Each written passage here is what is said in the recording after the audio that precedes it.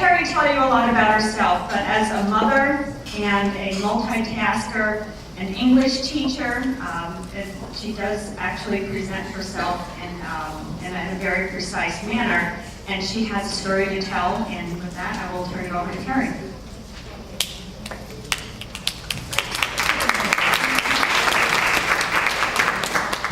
So they've given me a little bit of a booster seat here. And following 2 doctors and having no screen and no clicker, and this absolutely not being what I thought it was, I'll ask you all to humor me for a second, pretend a little bit with me. Much better. So, as I was introduced, my name is Keri Lyn Walsh. I teach 10th grade English at South Glens Falls High School. I have 2 children. My daughter Olivia is 12, and my son Carter is 9. I'm 42 years old and a breast cancer survivor. And if I go too quickly, I'm from the city, tell me to slow down. I was honored to be asked to speak to you this morning, although I'm still not quite sure I'm the right girl for the job. I, like many of you in this room, am still recovering, still processing, and still learning to triumph in a new and much different world. I'm still trying to navigate the new destination of my life, to right the ship, so to speak. Before I begin, I'd like to state, just for the record, that I have never, ever been much of a complainer. I have always been a glass half full kind of girl. Actually, a glass overflowingly full kind of girl. It's way more accurate. I've always been the person that everyone would describe as waking up in the morning, happy just to be alive, all unicorns and rainbows. Even after complications, only 4 months after the birth of my second child, when I was 32, a complete uterine and bladder prolapse, something that my OBGYN told me often happens to elderly women and cows, seriously cows, and a surgery to fix this complication, one that took me a year to recover from, and then shortly after that, a diagnosis at 33 of an extremely rare autoimmune disease, because why not, which left me mostly deaf in my right ear and partially deaf in my left. I still managed to smile, laugh, live, and thrive, cow bladder, hearing aid, and all. I kept on keeping on, always managing to find the sunny side to make chicken salad out of chicken I celebrated life. I celebrated my children, my students, my family, and my friends. Their accomplishments always felt like my accomplishments. I was everyone's cheerleader. I was the kind of girl who would talk to random strangers while pumping my gas, or while standing in line at Hannaford. Yep, if you can recall a time where you were in line deciding on paper or plastic, and an annoying little short blonde girl started chatting you up, that was most likely me. In January of 2014, however, all of that changed. 6 months earlier, I felt a lump in my right breast. It was small at the time, and there were some days I would try to locate it, and I couldn't. Like many women I've known, and certainly like all of the women in my family, I had big boobs. Big boobs on a little body, top heavy and tipsy. I'm pretty sure that I learned, probably during 9th grade health class, that breasts had quite a bit of fatty tissue, and women who were more endowed, like myself, had even more fatty tissue than most. I chalked it all up to that. My boobs causing problems? What else was new?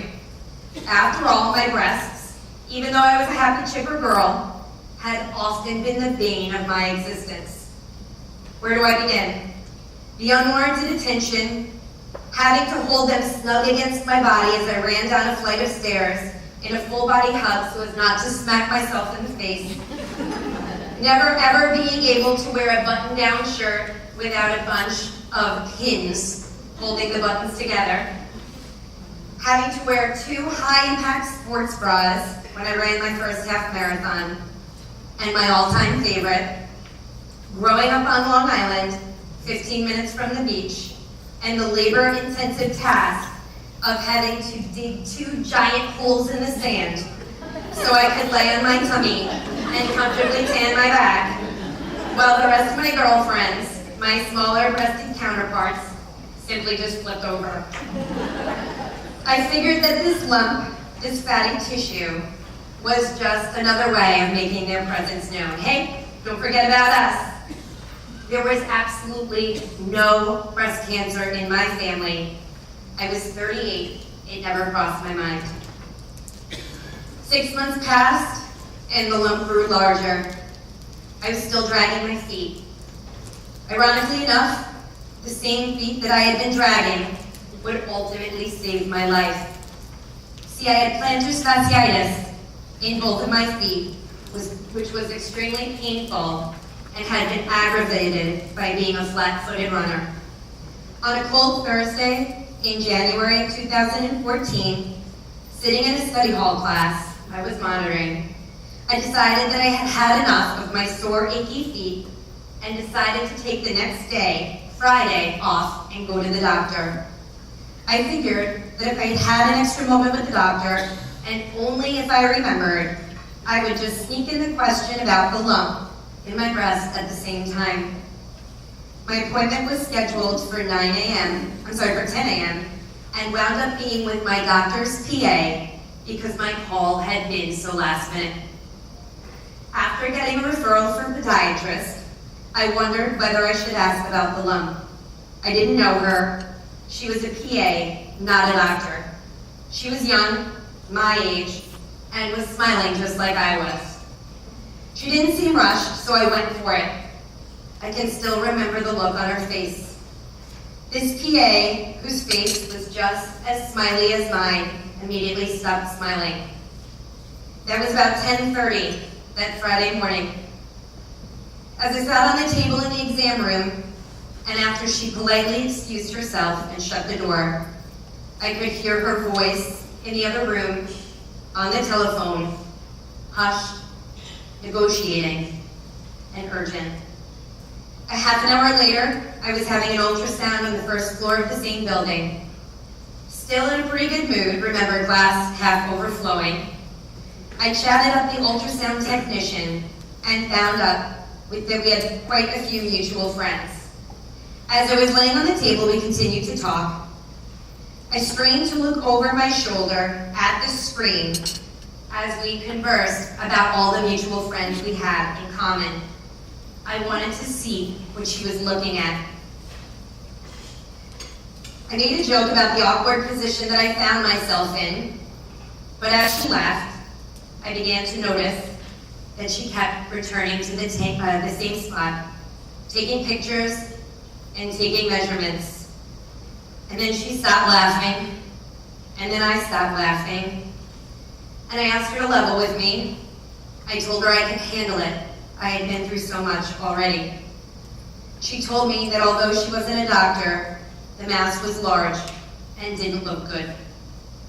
By 2 p.m. that same day, I had a biopsy scheduled for the following week, an appointment with the surgeon just in case, and a sinking feeling that my life was about to change. My worst fears were confirmed a week later. The longest week of my life was cancer. I sat in my car outside the medical building, folder with informational papers full of new and blurry words in my lap, and I cried for an hour. I can't remember the last time I had cried about anything. As I sat in the front seat, deciding on who to call first, my boyfriend or my mother, my thoughts raced as fast as my tears fell. A million questions danced in my mind. Was this a joke? Keri, you can make jokes, can't you take them? Will I be able to work? How was I going to tell my children? They were 8 and 5 at the time. And of course, am I going to die? There was no breast cancer in my family, and I had celebrated my 39th birthday only last week. So began the doctors, the tests, the surgery, and the battle. Within 1 month, I went from mother, teacher, and friend to patient, to sick. In order to give myself the best chance of survival, I underwent a double mastectomy. Although there was no cancer in my left breast, and my cancer hadn't technically been staged yet, I did know that the tumor was large and was HER2 positive, as you heard the doctors speak about earlier. I was familiar with the term hormone positive and negative, and BRCA positive and negative, but I had never heard of HER2-neu. I know that we've gotten some information here today on HER2 positive breast cancer, but the easiest and simplest way that I can explain it is that HER2-neu is a protein that binds itself to cancer cells and makes them grow rapidly and uncontrollably. It's like Miracle-Gro for cancer cells. Unbeknownst to me, my tumor had been doubling in size every month over the last year. I had had cancer for an entire year and didn't know it. Things started to click in my mind. I started to remember numerous times over the past year that I had been exhausted with no explanation. I remember telling my boyfriend on more than one occasion that I felt unwell, but couldn't pinpoint it. Never complaining, just more of an observation. I figured it was motherhood, full-time work, and my busy lifestyle. The surgeon told me that had I have not gone to the doctor on that life-altering Friday, that there was a very good chance that I wouldn't have seen my 40th birthday. As we all know, unless you have a family history of breast cancer, screening doesn't start until 40. And currently, in some places, there's a push to move that number to 45. The oncologist told me that approximately 1 in 5 women diagnosed with breast cancer were diagnosed HER2 positive as well. But he also told me that there was good news. Hooray for good news. In 1998, a group of doctors discovered Herceptin, an immune-targeted therapy that was found to be extremely successful in fighting this aggressive type of breast cancer. This therapy turned HER2 positive cancer into a treatable disease, whereas only 16 years prior, the diagnosis rarely had a happy ending. Could I do it? Could I beat it?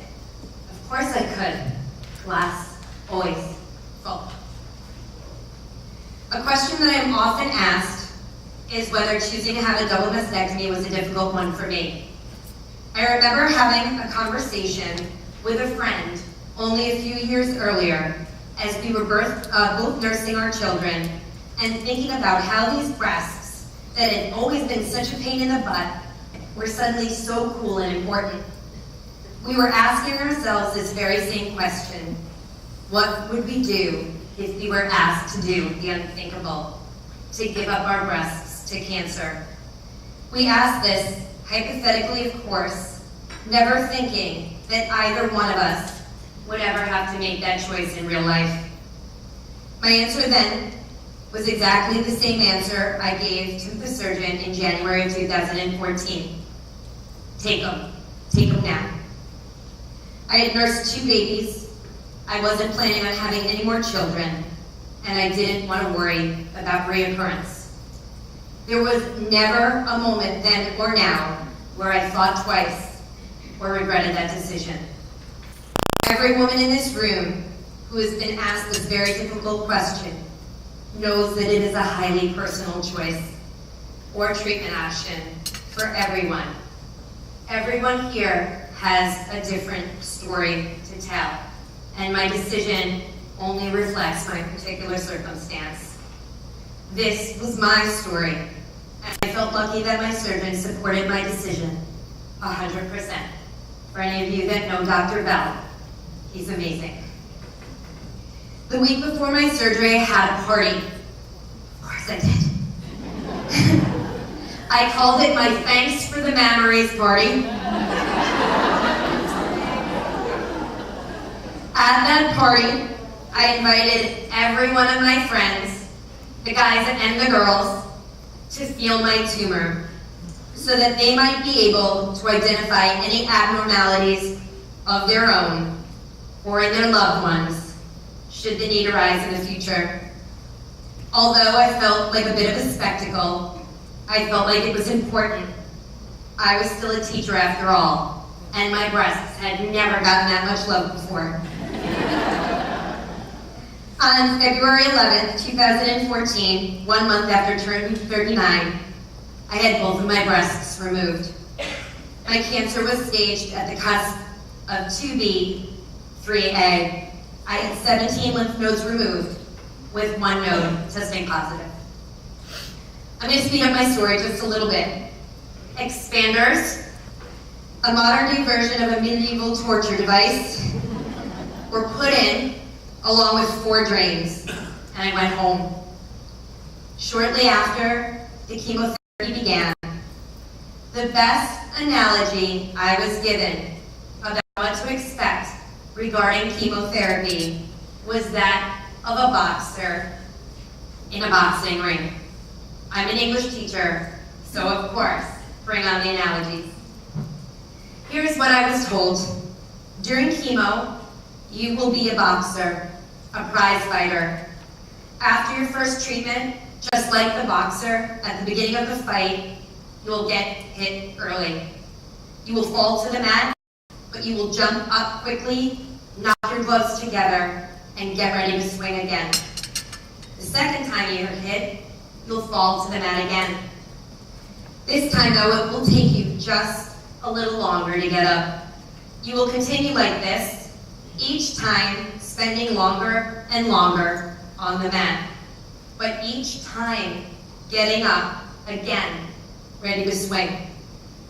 I was told to prepare myself though, because toward the end of the match, the fight, just like the boxer in the 12th round, you will find yourself lying on the mat, cowering and crawling away from your opponent to avoid being hit even just one more time.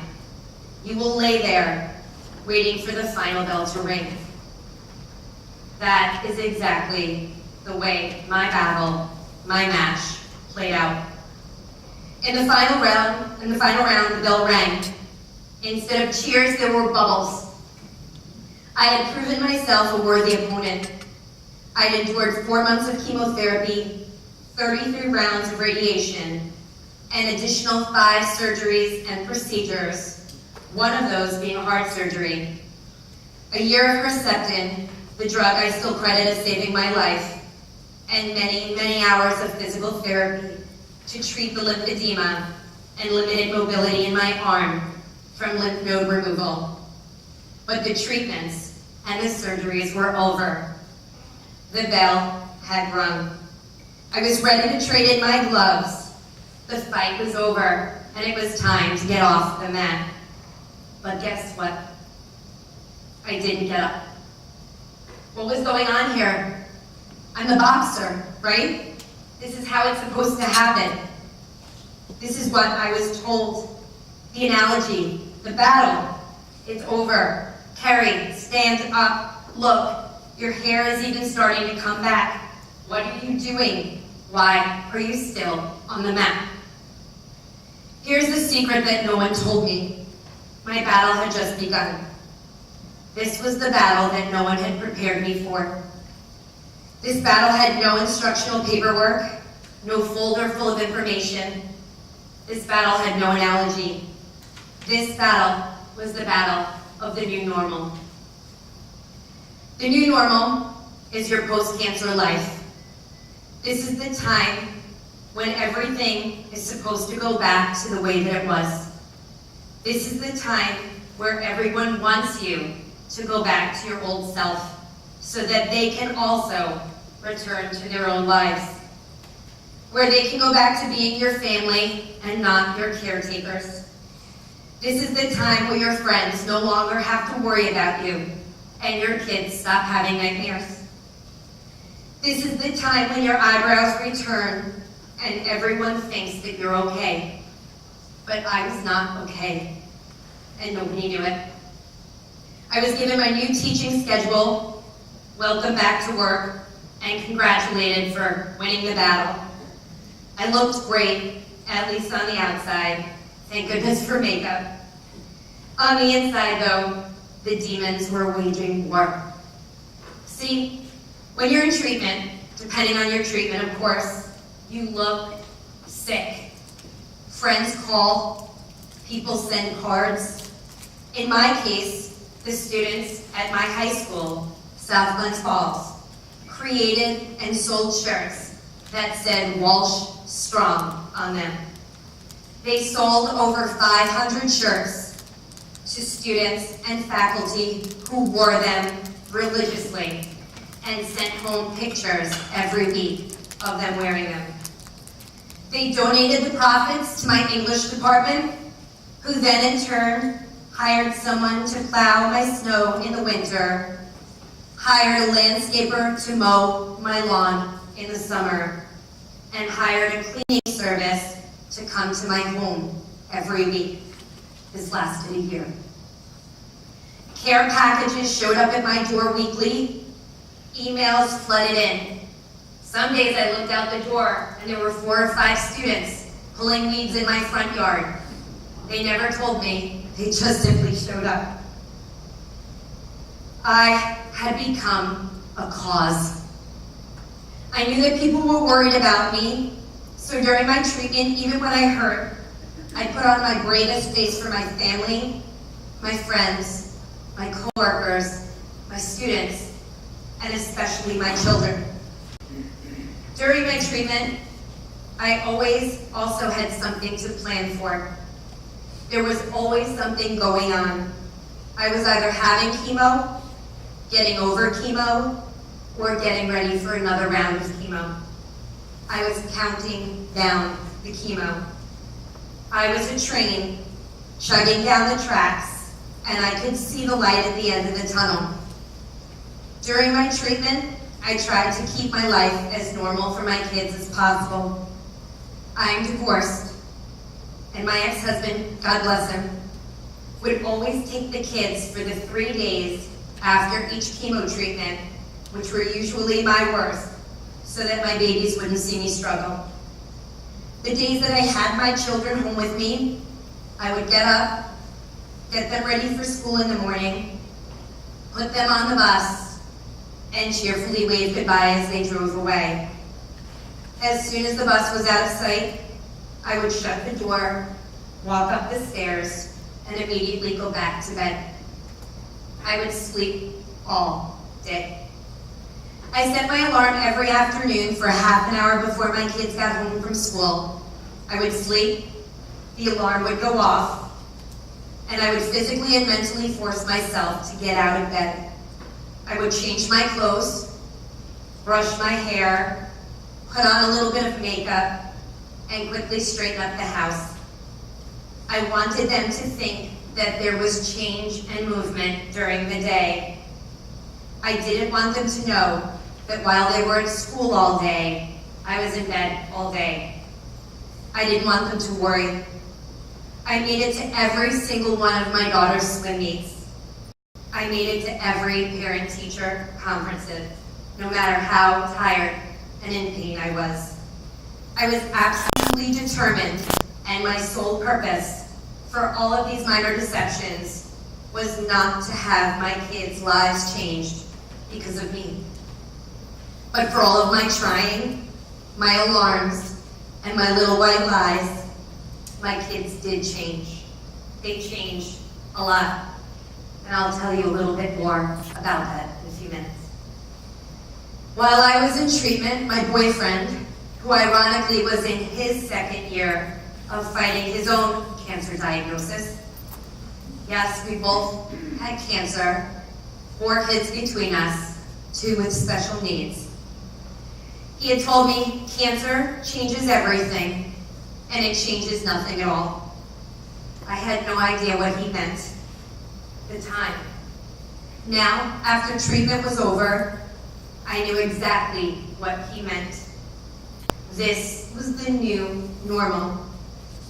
Life had gone on as usual for all of the people around me, life for me had changed forever. The once happy, optimistic, look on the bright side girl had vanished. I began to struggle in my friendships. The small talk and the gossip about who was dating whom and the worries about what someone was bringing to Christmas dinner no longer mattered to me. Speaking of holidays, holidays became a source of dread. While my family all gathered around the Thanksgiving table, I sat in the other room, alone. I was unable to chit-chat with anyone. Me, the girl who spoke to strangers while pumping her gas, was unable to make small talk with my own relatives, with my own mother. Gifts seemed meaningless. Money no longer mattered to me. I had bigger things on my mind. I had seen things that they hadn't, and I had been through things that I couldn't explain to them. I was a completely different person. Why? Why was this happening to me? Why was it happening now, after I was done? It was happening because everything that I had pushed to the back of my mind during treatment, during my survival mode, had come roaring back with a vengeance. While my family sat face to face, looking at each other across the dinner table, I sat face to face with myself, with my mirror, with my new body, my new life, and my new normal. Speaking of my body, boy, was it different. Remember those boobs? The ones that had always gotten in the way? They were all wrong now. I remember a friend who thought that she was encouraging me at the time say, "At least you got a free boob job out of the deal." This was no boob job. This was nothing like I had expected. I was covered in scars. One of my surgeries, a 14-hour surgery that took place only 2 summers ago, involved 2 blood transfusions, a week-long stay in intensive care. It left me covered in additional scars and in recovery for an additional year. My breasts, for all of the surgeries I had undergone, were still uneven. They had no feeling.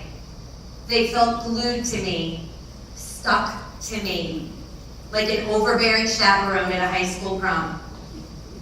Because of continued complications, I needed to continue with surgeries. Implants failed and needed to be replaced. For a while I had 1 breast and 1 prosthetic. For a while I had nothing. I was 41 years old, a single mom with Franken boobs. Or Barbie boobs, one or the other. I was in the reconstruction zone. Every school break, I had surgery. Every summer, I had surgery. At one point, my heart failed, and I needed heart surgery. I was always in a state of recovery. I was always tired and always hurting. This was the girl that never complained. I no longer could hide it from my children. When I was tired, I went back to bed, even after they got home from school and could see me. After work every day for 2 years, all weekend, I was in bed. I was diagnosed with chronic fatigue syndrome and fibromyalgia, and I was also diagnosed with PTSD. I needed, and still need today, to take a pill to stay awake and another pill to walk. And my goodness, chemo brain is real. In the beginning, when I first returned to work, I would forget the password to my computer. I would lock myself out of my computer at least twice a day and have to call the tech department for help. I learned quickly, because of my embarrassment, that I needed to start writing things down. I needed to write everything down. I carried a notebook and pen with me everywhere I went. I would forget my coworkers' names. I would forget the names of the members of my English department. This is very awkward when it was these same coworkers that had sent beautiful care packages to me only a few months earlier. And my students, I teach 10th grade, 115 and 16-year-olds a day. Do you know what happens when you forget what you're saying in the middle of a sentence, the middle of a word with teenagers? They will eat you alive. I didn't want to be that teacher, the teacher that they could easily get one over on, copying homework because Miss Walsh doesn't know the difference anyway. And then there was the pain. There were days that I hurt so much that instead of standing up at the board and walking around the room, you know, all the things that they teach you to do in teacher school, I sat on a desk or in the chair. I worried constantly that my students would think I was lazy. Then there were days that I needed to take off work for doctor's appointments or to recover from an extended surgery. I worried that they didn't think that I cared enough to be there for them. I didn't know what to do. Finally, out of options and out of desperation, I decided I needed to tell them the truth. I needed to let them in on my new normal. So this is the moment where my story and my life changed. Guess what I did? I stopped hiding. If my legs were hurting and I needed to sit down on my desk, I told my students that I was hurting and I needed to sit down on my desk. When I was so tired that I could barely keep my eyes open, I told them that I was really tired. I told them that we might not have as productive a day as the day before. I asked them to be patient with me. When I had a doctor's appointment, I told them I had a doctor's appointment. I let them know that the appointments were routine and all part of the recovery process. When a school break came and was approaching, and my students asked, as they always do, if I was going anywhere exciting over break, if my destination happened to be to Saratoga Hospital for yet another surgery, I just told them. If I was having a rough day and I knew that I wouldn't be able to grade their homework over the weekend, I told them so, and I didn't assign them homework over the weekend. This sounds like a 10th grader's dream come true, right? A sleepy teacher who sits cross-legged on her desk, is out of work at least once every 2 weeks, and goes lightly on the homework, they'd hit the jackpot, or had they? Did these 10th graders lean over to the student next to them to cheat on a quiz because I was in a fog and might not notice? Did they get really excited when I didn't give them 20 pages of Beowulf to read on a Monday night? Did they cheer a little when they were told that they would have a substitute in class the next day? They didn't. Guess what they did? When they saw that I was walking a little more slowly than usual, they got me a chair. When they saw that I was tired and my eyelids were heavy, they took papers from my desk and started handing them out without asking. If I told them to open their notebooks, to take notes, 5 hands would go up, all offering to write notes on the board for me, so I didn't have to stand. When I had a doctor's appointment and told them I wouldn't be in school the next day, they weren't happy. Instead, they always asked me the same 2 questions. The first was, "Are you okay?" And the next was, "Tell us what we have to do for you tomorrow, so we don't have to worry about you." And then they would simply just do it. As far as my brain fog, I turned it into a game. If I was talking and lost my place or forgot what I was saying, and a student could raise their hand and remind me about what I was just talking about, I threw them a piece of candy. They all started paying attention, like super fast. They really, really like Snickers. But then one day, something changed again. I forgot my place as usual. I stumbled to recover, and I went for the bag of candy. This time though, instead of 5 hands in the air, I heard a kid call out from the back of the room. He said, "We don't need candy, Miss Walsh. We got you." After that, anytime I forgot my words, the hands would go up to remind me where we were. They expected nothing. They simply cared. They had empathy. Eventually, students started showing up during my free periods and after school to ask how my day went, to ask if I was feeling okay, and to ask if there was anything that they could do to help me prepare for the next school day. They even graded my work for me. And some students started showing up for other reasons. They showed up to tell me that their mother, or their aunt, or their grandmother had just been diagnosed with cancer, and they were scared. Some told me that because they saw me beat cancer, they knew their family would be okay. They also told me other things. They told me when they had anxiety. They told me when they were depressed. And they told me when they felt like they couldn't go on. I had opened my heart to them, and they were now comfortable showing their hearts to me. We weren't just teacher and student anymore. There was no desk between us any longer. I was on my desk now, sitting Indian style, and they were facing me. We were all in it together. I showed up for them, and they in turn showed up for me. They raised money for a local breast cancer walk without telling me. And then when the day of the walk arrived, there they were, walking right beside me. These students helped save my life. As for my own children, I told you earlier that they had changed.